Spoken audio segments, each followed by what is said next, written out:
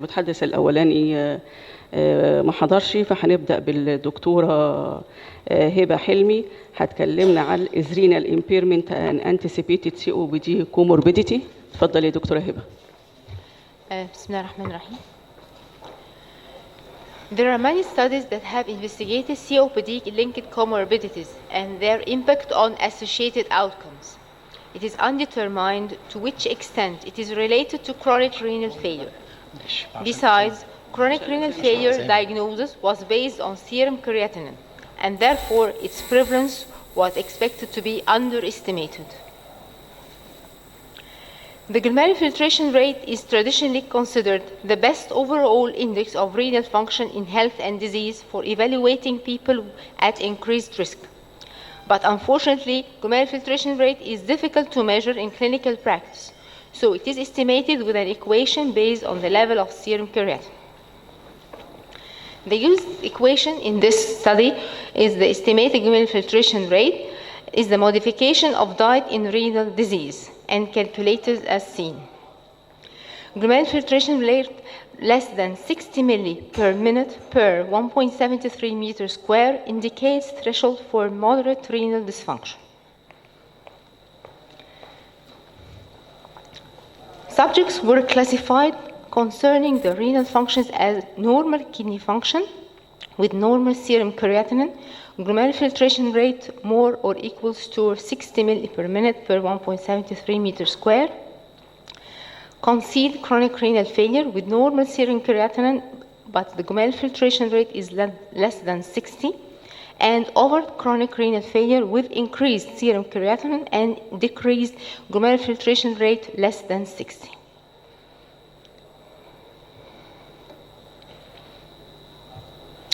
The objective of this study was to assess the prevalence of chronic renal failure, either overt or concealed, in a cohort with a COPD in comparison with a control group without the burden of COPD, besides investigating their clinical and functional data in relation to kidney functions.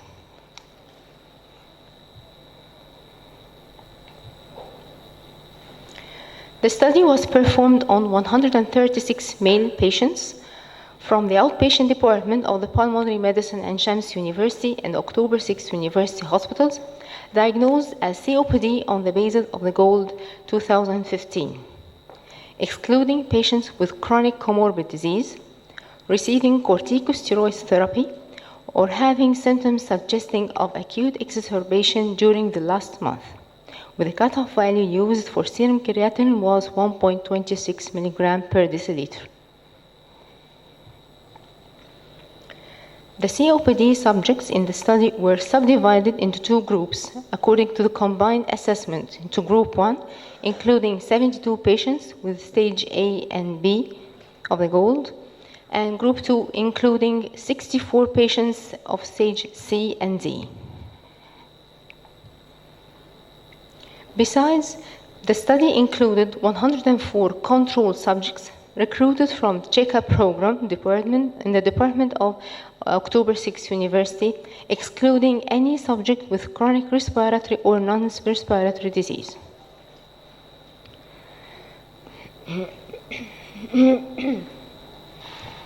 After statistical analysis, this table shows the non-significant difference in the anthropometric measures regarding both groups, the COPD and the control, while there was a significant difference regarding the estimated glomerular filtration rate and spirometric data.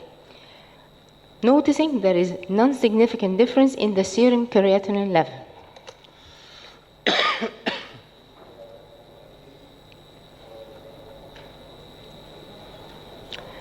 This table also compares between the two groups of COPD as regards their laboratory, clinical, and spirometric comparison.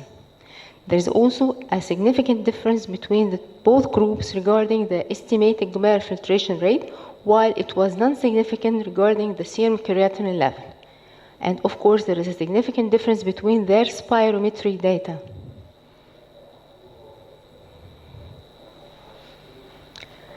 This table demonstrates the significant difference between the normal and the concealed and the overt group of the patients with a COPD, together with the differentiation between the three groups, group 1 and 2, and the control groups, regarding the percentages and numbers of the normal, concealed, and overt chronic renal failure. It is remarkable here that there is an increase in the number of the concealed chronic renal failure regarding the total number of the COPD and in group 2 and group 1.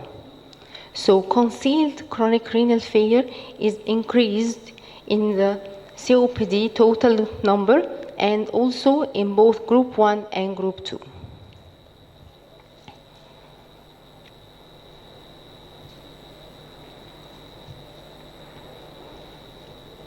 This table demonstrates the correlation between serum creatinine and the estimated glomerular filtration rate with the clinical and spirometry data.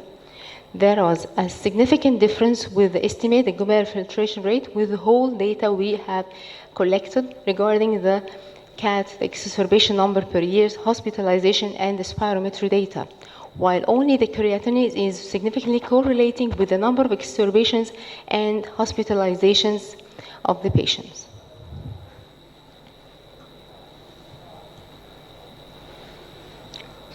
Once more, this diagram shows there is a comparison between the two groups of the COPD together with the control regarding the estimated glomerular filtration rate. The control group is this one with increased glomerular filtration rate estimated, while in group 1 there is decrease less than the control, and the least and the worst estimated glomerular filtration rate was in the group 2.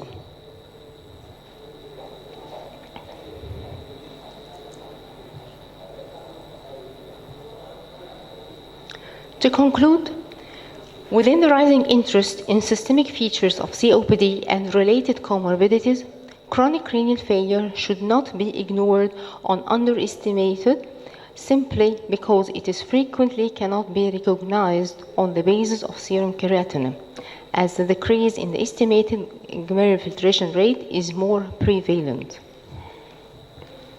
Thank you for your attention.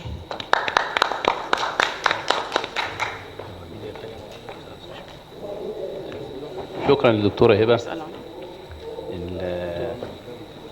تاني واحد. مش عارفة نسأل بقى موجود ولا لا. دكتور علي وعمر موجود؟ اسمه علي. لا دكتور علي. دكتور هبة عيسى. ماشي دكتور هبة عيسى. دكتورة هبة عيسى. احنا الأولاني نسأل عليه الأول. طيب دلوقتي الدكتورة هبة عيسى هتكلمنا على ميزنكايمال ستيم سيل ترانسبلانت. مش موجودة؟ دكتورة رنا. اتفضلي دكتورة رنا. هتكلمنا على value of proton magnetic resonance spectroscopy of brain to study cerebral metabolic abnormalities in COPD. Initial experience. الجلسة بتاع الصباحية دي بتبقى لا.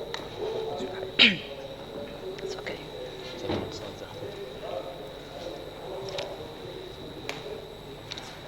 Assalamu alaikum. Many thanks to my professors, audience, and attendants.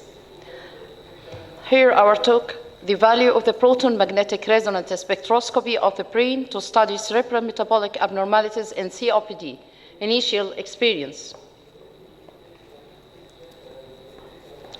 Chronic obstructive pulmonary disease affects up to 600 million people worldwide and is currently one of the major causes of the respiratory morbidity and mortality. COPD is not only characterized by the progressive and largely irreversible limitations of the airflow, shortness of breath, cough, and expectoration. In addition, brain function may be adversely affected. Magnetic resonance spectroscopy enable non-invasive quantifications of the in vivo metabolic concentrations in the brain. Cerebral metabolism disturbed in COPD patients due to the hypoxemia and hypercapnia. Using magnetic resonance spectroscopy and acetyl aspartate, total creatine choline containing compounds present in the brain can be measured. N-acetyl aspartate is a neuronal marker, the concentration of which decreases with the neuronal cell death, while choline is associated with myelinations. Choline-containing compounds are an integral part of the neuronal membrane. Creatine consists of the creatine and phosphocreatine, and it participates in energy metabolism. Creatine is assumed to be relatively stable brain metabolite, both in a normal and pathological condition. Hence, we use the creatine is often used as an internal standard in the vivo evaluation of the relative concentrations of the metabolites. 20 symptomatic COPD patients and age-matched groups of the 20 healthy control subjects were recruited from the chest department, Montefiore University Hospital from October 2012 to the January 2013. COPD was defined as evidence of the chronic and generalized airflow limitation. FEV1 is less than 80% of the protected, while FEV1 to the forced vital capacity less than 70, with a long-term variability in FEV1 or peak expiratory flow rate of less than 20 and acute beta-2 agonist reversibility of less than 12. Regarding the exclusion criteria, patients with other coexisting pulmonary disease, congestive heart failure, cirrhosis, dementia, and recent stroke, claustrophobia, cardiac pacemaker, and ferromagnetic implant were excluded from this study. All subjects gave a written informed consent, and ethical approvals of the Medical Ethics Committee of Montefiore University were taken. Regarding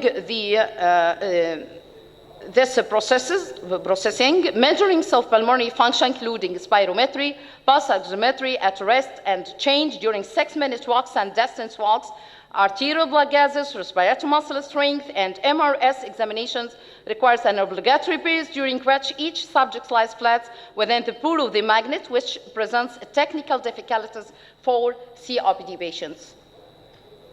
Here are the flow volume loops of our patient and measuring of the FEV1. And here we are measuring the maximal inspiratory and maximal expiratory pressure. Pulmonary function test and respiratory muscle strengths were taken as following: forced expiratory volume, forced vital capacity, and forced expiratory volume in the first seconds, peak expiratory flow rate, and FEV1 to the forced vital capacities were measured by spirometry according to the ATS criteria. Clinical assessments of the global functions of respiratory muscles was performed by measuring maximal inspiratory and expiratory mouth pressure. Maximal inspiratory and expiratory pressures were measured in sitting positions. Maximal expiratory pressures was measured near residual volume, while maximal inspiratory pressures was measured near total lung capacity. Best of the three satisfactory reading was taken for analysis. And temporal and acceptor regions were localized for the MRS. The metabolites relations in acetyl aspartates to the creatine and choline to the creatine were calculated by the integrating area under each peak. Here the MRI of the brain in the axial plane in the patients with a COPD, and MRI of the brain in the axial plane in the control group. Here's our results. This is a case control study with a 20 case of COPD, 60 male and 4 female, while the control groups were 11 male and 9 female. This table showed that there was a significant statistical difference between the patients and control regarding arterial oxygen tension, carbon dioxide tension, FEV1, peak respiratory flow rate, forced vital capacity, FEV1 to the forced vital capacity, and maximal inspiratory and expiratory pressure. And also, there was a statistical significant difference between the patients and control regarding 6-minute walk test speeds and arterial oxygen saturations. Here, the spectrum obtained from COPD from the occipital and temporal regions. We noticed that there is positive, negative correlations between N-acetyl aspartate to the creatine and the age of the patient, oxygen tension, and FEV1, forced vital capacity, and the ratio between FEV1 and forced vital capacity. Also significant correlations, significant negative correlation between choline and creatine and the age and carbon dioxide tension. While in the acceptor regions, there was negative correlations between N-acetyl aspartates and creatine and the other parameters like age, arterial oxygen tension, FEV1, forced vital capacity. We noticed here that there was significant positive correlations between N-acetyl aspartate to the creatine in parieto-temporal regions and the maximal expiratory pressure. And also, there was a significant negative correlations between N-acetyl aspartates to the creatine and the 6-minute walk distance in occipital regions. There was a significant negative correlations between 6-minute walk distance feeds and N-acetyl aspartates and to the creatine in occipital regions. And also this figure shows a significant positive correlation between arterial pH and oxygen tension. In conclusion, the present study offers insights into the changes in the brain of the COPD patients. Further work is needed to correlate the cerebral abnormalities in COPD patients with cerebral function and to directly measure the level of the intracerebral brain lactate and pH. It is not known whether the spectroscopic abnormalities observed in hypoxic patients are correctable with supplemented oxygen or not, and the corrections of the cerebellum metabolized with the pharmacological agents may pave the way for novel modalities of therapies to support the cerebral compensations in these patients. This is the dashboard for our articles and how many reviews for these articles. This from fewer months ago in USA, 294, 79% were reviewing these articles, and this article is still in progress for the other reviews to see more and more. Thank you. Thank you very much, Professor Rana Al-Hilbawi, Assistant Professor Menofia Chest Department, for her elegant talk. Now it is time to introduce يا ترى دكتور حسين الخياط موجود؟ It is honor to me to produce Professor Hussein Al-Khayyat, interactive case presentation, adult onset with and stridor.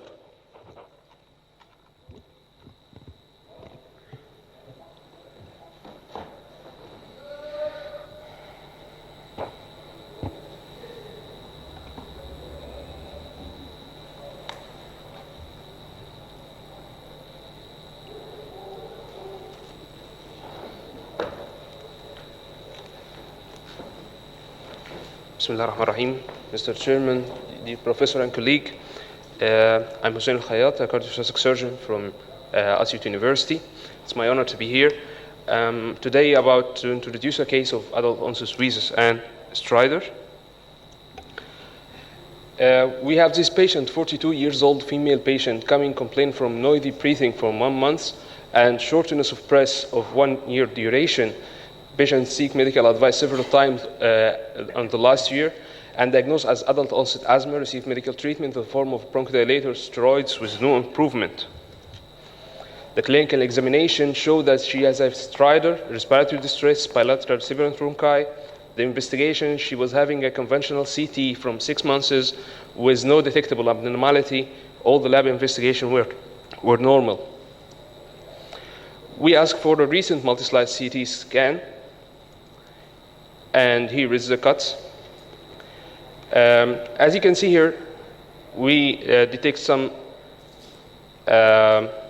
space-occupying lesion here in the trachea, or lower trachea just before the carina. We asked for a reconstruction image, which was more informative, and we had this. A flexible bronchoscopy was ordered under local anesthesia with sedation, and we found this large mass here at the distal end of the trachea with near total obstruction, about more than 90% of the lumen. A punch biopsy was done for histopathology. What should be our next step? Actually, we have something like a tumor board, and we have a discussion between the oncologist and the radiologist. The radiologist is insisting that there is a wall thickening here in the bronchus, and there is some invasion. It's not a benign thing. So he is recommending a total resection, and the oncologist agreed with that. So we are planning for surgery, and we are thinking about that. We need to approach the carina, and the best approach for the carina here is from a right thoracotomy. We can access it from a sternotomy, but it will be more difficult to manipulate, and it's best to take it from the right thoracotomy.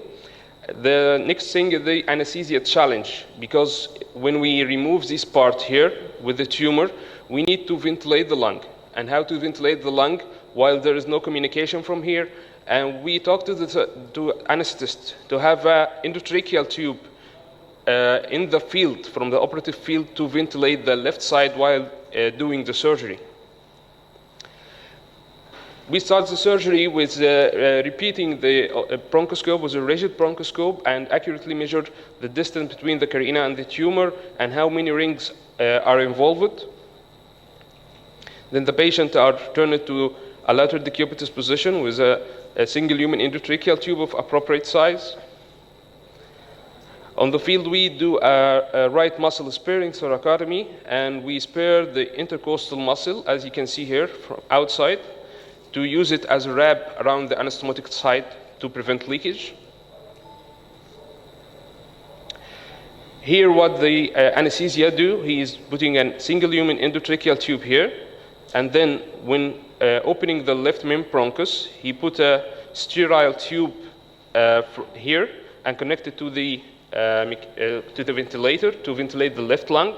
And then we start to take the suture of the posterior wall, and then we remove this tube and advance the endotracheal tube through the suture line to take the anastomotic line from the anterior side. Here is some operative photos. If you can see, here is from the back of the patient. This is a main trachea, carina, right main bronchus here with the right lung compressed here for the surgical field. And the left main bronchus is going down like this. And here is our surgical technique. The view from inside. Here is the patient head is here. It's a posterior, here anterior. This is the endotracheal tube on the field, ventilating the left side of the patient. And here is the tumor, seeing with the rings of the trachea and the distal trachea here. We start here to remove the tumor with the accompanying trachea rings.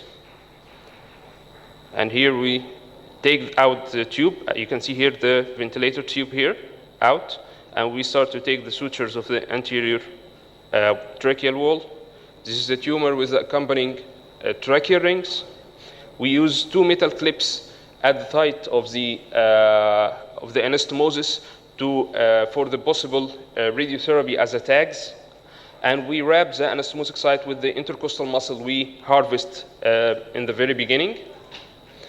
The last thing in the operation, we take guarding sutures to connect the patient's chin to the hair chest wall. So the patient is all the time flexed, because hyperextension can make her making pressure on the suture line and making the anastomosis worse.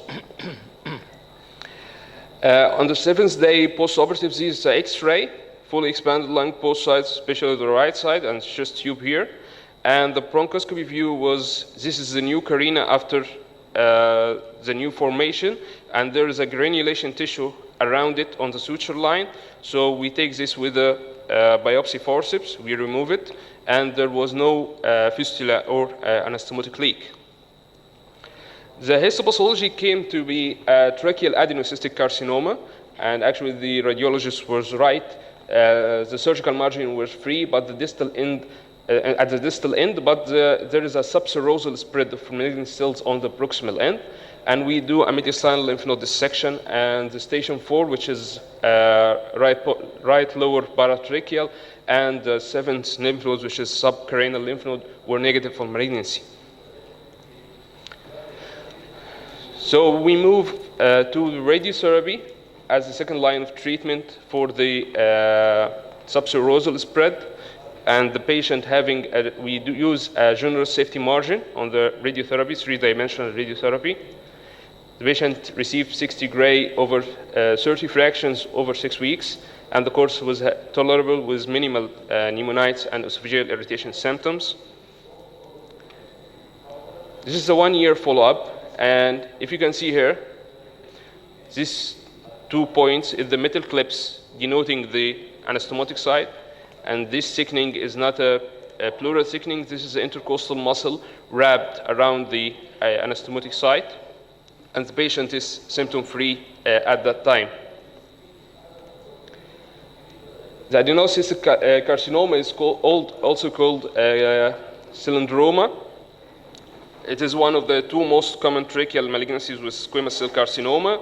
The age distribution is varied, and the sex distribution is almost equal. There is no association with smoking.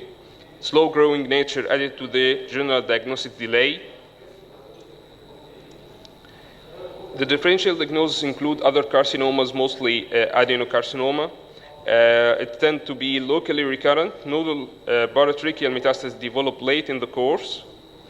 The distal metastases are infrequent. Fatal complications are more commonly due to the recurrence of the tumor in the lung, liver, and bone. The prognosis is much better than squamous cell carcinoma, with 5 and 10 survival, 75% and 50% respectively. The late local recurrence, even 15 or 20 years after the apparent cure of the surgery and irradiation, is a discouraging character. The recurrence usually follows if irradiation alone is used for treatment. So the improved long-term outcomes seem to follow combined surgical resection and full-dose radiotherapy. The take-home message is that in a patient with sign of upper airway obstruction, dyspnea, exertion, wheezes or stridor, with or without cough, organic obstruction of the upper airway should be suspected, even if the lung field appears to be clear on the X-ray. Patients are too often treated as onset asthma. Some present with the carcinoid appearance due to prolonged steroid therapy, and they should be having a bronchoscopy first. Thank you so much. شكرا للأستاذ الدكتور حسين الخياط، وبندعو الدكتور حسين الخياط مرة أخرى هيكلمنا عن الانيشيتنج فيديو اسيستد ثوراكوسكوبي لوبكتومي بروجرام in Egypt acute experience. Thank you, sir. We will talk about initiating a VATS lobectomy program in Egypt, our local experience in Asyut University Hospital.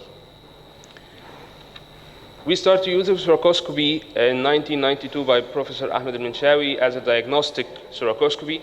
With time, the medical thoracoscopy is taking over, and we stopped doing such intervention. And then we started the therapeutic VATS program in January 2012. We started with 12 cases in the first year, 13 cases on the second year, and our target is to do more than 50 cases per year to implement a VATS lobectomy program, and this was happened in 2014. Why we are searching for a VATS lobectomy? Why this is a target? Because we have a much patients coming more early this year, and we have a screening program going worldwide. Lung cancer is a killing disease, so we are needing much more interventions to cope with it. But what we do to start a VATS lobectomy program, one of the requisites is to perform more than 100 minor VATS procedures to start be familiar with the field and can do a lobectomy through a keyhole surgery. The most dangerous phrase in the language is that we have always done it that way and it goes perfect. But we say that there is a way to do it better. Why so? If there is a way to do it better, why there is a reluctance to do VATS lobectomy? Actually, oncologists and even the physician surgeons think that it is not an oncologically the right operation. Safety issue, they are fear from a prescriptive bleeding during a keyhole surgery. Training issues, it need a long-term training learning curve. Trust issue, cost and waiting time. You have to use staplers and other expensive material, so you will have to pay more, and waiting time because of the timing of the operation. Size issue, and here in Egypt, most of the physician and surgeon think that most of the patients are coming very late, and the tumor size is not appropriate to use it from a small incision. So how to start to do this? For the endoscopic sinus surgeon, they have a 7-block pyramid model for the training for endoscopic sinus surgery, and they divide it to be place yourself at the feet of the greats, read, watch and ask, surgical simulation, learning curve, documentation, and then presentation. This is very nice, but this looks like this is a one-man show. And in the field of tumor now, we are a team. So we think that VATS team building starts with the anesthesia, who's having a chance to have isolation of the lung at what site we are operating. A cameraman, the assistant who will hold the camera while operating. The scrub nurse should have information about the instrument that she uses. The post-operative care, how to handle, and this patient need early ambulance. The correspondence is the physician and the referring physician, the oncologist, who's need to know when to refer the patient to get a proper treatment strategy. And the equipments, we need good cameras and instruments to have a good vision inside. So can we afford all this? We started in January 2002. It's the first VATS. It was not a video assisted. It was just a thoracoscopy with looking direct vision. And then we moved to an old camera. We found a halogen light source, and you can see this is ordinary television. And then we used xenon light source in September 2012 until we get our new set. And now we have the policy of scope it first. Every operation, we start to put the scope inside the patient and try to handle the lesion with the thoracoscopy before going to an open thoracotomy. And what we do through this, we operate on 51 cases, 38 males and 13 females. Mean age was 66.7. The youngest was having 9 months. He was having a penetrating sewing needle in the chest, and we retrieve it using a thoracoscopy. The oldest patient was 82. He's having an entrapped lung. We do a pleurectomy. Number of ports were 2 in 29 cases, 3 ports in 9 cases, and uniportal in 13 cases. Number and size of ports were much decreasing with the learning curve through these 3 years. The varieties we did was favoring a pleural effusion and empyema in most of the cases, but we do some cases of pneumothorax, which is resection apical pleurectomy, clotted hemothorax, and bullous lung disease. Some cases of mediastinal masses, mediastinal lymph nodes, cavitary lesion, and intrathoracic needle retriever. The outcome, we have a conversion to open thoracotomy in 6 cases, which is 11.7. Actually, this is a high percent, but we have a very low threshold for conversion in the sake of curing the patient. We have an instrumental failure in 4 cases, and this is due to our old-fashioned system we start with. Difficult access through port in 1 case, and intractable intraoperative bleeding in 1 case. 1 case need another operation, open thoracotomy later on due to undetected malignancy. This patient was having hemothorax. We do evacuation for hemothorax, and then we discovered that this patient was having no trauma, and this is part from pleural malignancy. We did not experience any perioperative mortality in our study. The complication occurred in 5 cases, which is 9.8%. 2 cases have a prolonged air leak. These cases were bullous lung disease, and this is normal for these cases. 2 cases have a surgical emphysema, and 1 case had a post-operative stridor, and this post-operative stridor occurring after blood transfusion, actually as a reaction. Most of the cases has 1 chest tube post-operative, 86.3%. 3 cases have 2 chest tube, and 4 cases were done using no chest tube. And this is a new protocol of inflating the lung intraoperative, removing all the tubes out, and closing the wound without using a chest tube, and we having research going on this site. This is one of our largest mediastinal tumor, benign mediastinal tumor of benign lipoma on the mediastinum, and we take it through a 3-port incision as a piecemeal until we remove it, and this is the follow-up X-ray. We have some working on a simulator because we need to train the assistants and the young surgeons. We use a box and we put a scope inside and some instrumentation to train for the hand-eye coordination. And then we proceed to VATS lobectomy.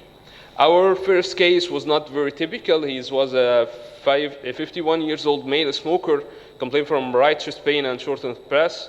The imaging shows that he's having a right lower lobe mass with no detectable lymph node on the level of the CT. The CT-guided biopsy shows undifferentiated adenocarcinoma.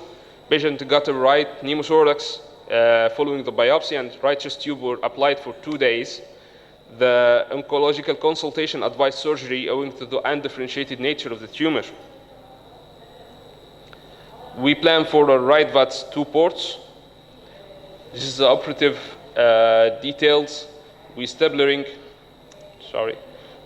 the inferior pulmonary vein here with a stapler, and here is opening the fissure, removing the station 11 interloper lymph node, and here is the common basilar artery, and here after removing the lobe with the mass inside, we remove it from 8 centimeter utility port because the mass was 7.5 centimeters. The patient transferred to the ward after surgery. Pain control was only non-steroidals. Patient developed stridor after the blood transfusion and respond to antihistaminic and adrenaline nebulizer. Chest tube were removed on the 3rd day post-operative. Patient discharged home next morning at the 4th day post-operative. The final pathological result was a BT3 N2 M0 R0 resection margin were negative. He received 3 cycle chemotherapy, and the follow-up PET-CT were negative. We have another case of VATS left lower lobectomy for this patient who is 55 years old with a hemoptysis. She cannot get a biopsy before the surgery because she's having a massive hemoptysis during the bronchoscopy. And so we proceed to surgery. This is a 2-port incision. Here, one for the utility and one for the camera. We use it for chest tube. Here's the tube with here's the loop with the mass inside, and it was not a tumor. It was a benign pathology. And our last case till now was a VATS left upper lobectomy. It was a very challenging case, 69 years old male, cancer larynx from 8 years. He's operated and doing a total laryngectomy with a permanent tracheostomy. He received post-operative adjuvant chemo and radiotherapy. He's having esophageal stricture following this and having a frequent endoscopic dilatation. On the serial follow-up, for the esophageal dilatation, they discover an opacity on the X-ray. They order CT, and this is a small 3.3 centimeter mass here. The oncologist consultation suggests it is a second primary, not a METS, and recommends surgical treatment. We was faced here with a challenge how to estimate the pulmonary function for this patient. He's having a permanent tracheostomy. So it was a very subjective. We cannot do a pulmonary function test. And we start with the left VATS 2-port. Here is the incision. And here's the mass. This X-ray is 6 hours post-operative at 9 p.m. and the day of the surgery, fully expanded lung. And we remove the tube and patient discharge it. And here is our histopathological report. It comes as a moderately differentiated keratinized squamous cell carcinoma. The thing is that we did a complete lymph node dissection in station 5 and 6, para-aortopulmonary window, station 7, subcarinal lymph node, 9, inferior pulmonary ligament lymph node, 10 interloper lymph node, and all were negative. And we are here again asking the same question. Is this oncologically the right operation? Is there anything missing that we can do with the open thoracotomy we did not do it as with VATS? And so far we did these 3 cases of VATS lobectomy, and we're progressing now, and we're looking forward for more cases of VATS lobectomy in our program. Thank you. شكرا دكتور حسين for nice presentation. Now may I call دكتور علي عمر. ما جاش برضه. دكتورة هبة عيسى.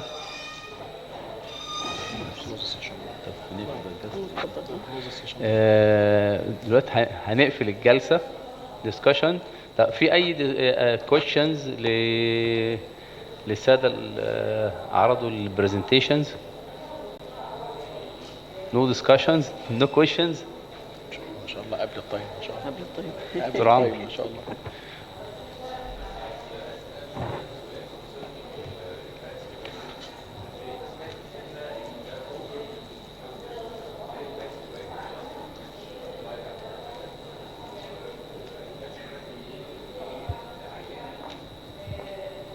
مين العيان اللي حضرتك تفضل ان انت تبروسيد فور فاس لوبكتومي؟ يعني مثلا احنا كتير بنشوف بيشنتس مش لازم يبقوا عندهم ميتاستس، مش لازم يبقوا الستيج بتاعهم ادفانسد، بس بيبقوا عندهم مشكله انه التيومر بتاعهم مثلا بريفرال سنترال ابر لور. مين اللي اسهل لحضرتك؟ انا عارف مثلا عشان انا بشتغل ثوراكوسكوبي متخيل ان الفاتس لوبكتومي في الليفت ابر لوب اللي حضرتك وريته ده ممكن يبقى اصعب شويه من الرايت لور، فيا ريت حضرتك بس تقول لنا اني عيان ابقى انا مرتاح وانا ببعته يعمل فاتس لوبكتومي.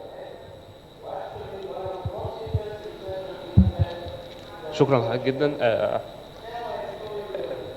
احنا القسم عندنا بيشتغل لوبكتومي ثرو ثوراكوتومي من الثمانينات، لكن الفاتس لوبكتومي في العالم كله ابتدى في 92 روبرت ماكينا في لوس انجلوس، ومن الوقت ده ابتدت الناس تشتغل، ومن 3 بورتس بقى في ناس بتشتغل يوني بورتال من 1 بورت ناو about 3 سنتيمتر، لكن ما هواش popular in Egypt. اتكلمنا على الريلاكسنت ليه في الوقت ده. عادة الايديال patient for a VATS lobectomy is a patient with T1 tumor. Should be favorable ان هو يكون peripheral، لان هو central ساعات بيبقى محتاج more assessment، وممكن يبقى needing pneumonectomy even. مع learning curve في ناس بتشتغل كده even up to sleeve VATS lobectomy بيتعمل بالثوراكوسكوبي، لكن ده لسه في learning curve. احنا عشان نبتدي البروجرام ده ابتدينا في 2012 بان احنا ابتدينا minor VATS therapeutic VATS procedure عشان نعمل training، لغايه ما حسينا ان احنا capable وقدرنا نجيب الستيبلرز والانسترومنتس اللي نقدر نشتغل بيها. من اول 2015 ابتدينا كل الحالات اللي احنا شايفين ان هي peripherally situated tumor even اكتر من T1 ابتدينا نبتدي نحاول فيها. البروتوكول بتاعنا سكوب فيرست، احنا بنحط سكوب وبنشوف لو قدرنا نمانيبيوليت ونقدر نطلع اللوب سيفلي through the incision بنعمل كده. لو ما فيش بنحاول ان احنا نسنتر الثوراكوتومي بتاعنا على التيومر بحيث ان احنا برضو نستخدم اقل ماسل سبريدنج، وبالتالي يبقى اقل بوست اوبريتيف بين من العيانين. بنحاول لسه برضو بالنسبه للبناين باثولوجيز، احنا عندنا في مصر في ناس كتير عندهم مثلا سيكوستريشن برونكيكتسز. في معظم الحالات الناس ما بتبقاش بره، ما بيبقوش فيفورنج ان الحالات دي تتعمل ثرو ثوراكوسكوبي، لان هم بيبقوا خايفين ان في اكستنسيف ادهيجن نتيجه الريكارنت انفكشنز فايبروزس. لكن يعني لو اديت حضرتك مثال روبرت ماكينا اللي هو اول واحد اشتغل فاتس لوبكتومي، اكبر سيريز عملها 1100 عيان، كان فيهم 55 عيان بس هم فور بيناين باثولوجيز. فاحنا لغايه دلوقتي عندنا احنا اشتغلنا 3 حالات منهم حاله اللي هي الست اللي كانت في الثاني حاله هي دي كانت بناين، لكن ما اشتغلناش لسه حالات تاني. بنحاول ان احنا جيت ا بروبر سيلكشن ان احنا نقدر نشتغل، واعتقد ان على مستوى مصر كلها عدد حالات الفاتس لوبكتومي لغايه دلوقتي ما عدوش 10 حالات.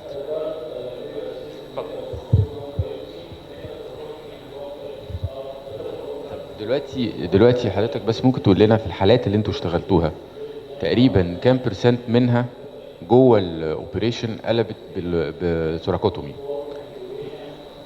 11 ده في الاستادي او ولا ده كل الحالات اللي انتوا اشتغلتوها؟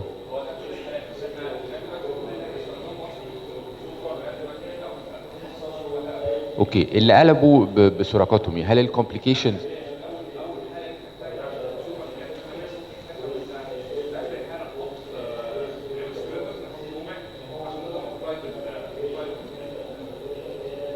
ما ده سؤال تاني برضو. انت دلوقتي لو حضرتك دخلت في السكند بورت اوف انتري اللي انت بتعمله، وبعد كده دخلت لقيت التيومر، انت عملت علشان تعمل مش عارف لاين بقى اوسع شويه، التيومر اكبر، انت بتعمل ريب سبريدنج ولا ممكن في طريقه تانية ان انت تطلع التيومر ده لو وسعت الفتحه شويه؟ احنا على فكره يعني انا بسال الاسئله دي عشان احنا كتشست فيزيشن احنا ما بقاش متخيلين قوي الفروق بين الفاتس والميديكال ثوراكوسكوبي، بس لما بنسمع حضراتكم طبعا بنستفاد من الحاجات دي. حضرتك قول لنا بس يعني لو انت دلوقتي بتشتغل وفيري انف ان انت عملت اكسجن لللوب اللي انت عملت، بس لقيته اكبر شويه من الفتحه، هل في طرق تانية غير ان انت تعمل ريب سبريدنج؟ هل في طرق تانية ان انت تكبر الفتحه شويه؟ في ناس بتحاول ان هي توسع الانسيجن في السكين بس من غير ما يحط ريب سبريدنج عشان يقلل البين، لكن ساعات لما يكون تيومر زي كده حوالي 7.5 سم بيبقى فيري ديفيكلت ان هو يطلع. في ناس بتكسر ريب، يعني بيعمل ريب كاتنج حته صغيره عشان يحاول يريتراكت ويطلع اللوب. لكن ايفن حتى بالمانيبيوليشنز دي كلها البين بيبقى اقل، لان بدل ما احنا التايمنج بتاع العمليه اللي هو حوالي ساعتين او 3 ساعات وات ايفر، بيبقى محطوط فيه ريب سبريدنج، بيبقى فيه ريتراكشن على النيرف روتس طول الفتره دي، هيبقى ريتراكشن لمده 5 دقائق اللي احنا هنطلع فيهم اللوب، فكبين مانجمنت هيبقى اقل كتير. في نقطه ثانيه اللي هي البلمونري فانكشن بتاعت العيان سالت عليها. فعليا المفروض ان هو البلمونري فانكشن بتاعت العيان اللي يتعمل له فاتس بيبقى ممكن يبقى اكسبتد اقل من اللوبكتومي، الاوبن اللوبكتومي. لكن هو الفكره ان هو لازم العيان يبقى بريبيرد ان هو ممكن في اي لحظه يتحول لثوراكوتومي، فاحنا ما بنحبش نعمل كده يعني، الا مثلا في حاله زي كده اخر المريض احنا هو تراكيوستومي فاحنا مش قادرين نعمل له بالمونري فانكشن، كل اللي قدرنا نعمله ان احنا نعمل له 6 مينت ووكينج تيست ونطمن ان هو ما فيهوش ديزنيا، ووفرنا له مكان في الاي سي يو، طلعناه في الاي سي يو بس كان اكستيبيتد لغايه ما طمنا ان الامور كلها كويسه، وبعد كده طلع على الموت.